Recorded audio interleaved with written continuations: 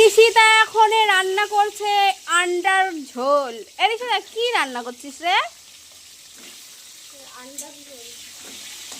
ও বাবা, তুই আজকে ডিমের ঝোল খাবি? কি করে রাঁধতেছিস তুই ডিমের ঝোল? তো এই যে দেখো বন্ধুরা, কত ডিম রাঁধতেছিস। বন্ধুরা তোমরাও চলে আসো, তোমাদেরও দিতে পারি যদি বাচ্চা থাকে।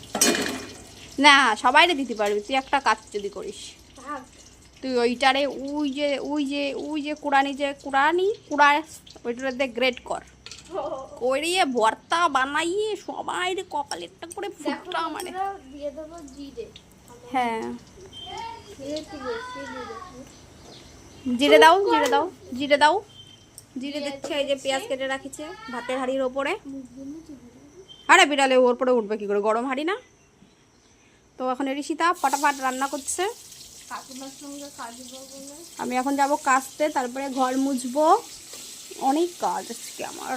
কালকে খেয়েছিলি আমি যেটা বানিয়েছিলাম, কি বলে ওটাকে বলে, ফিরনি। ভালো লাগছিল।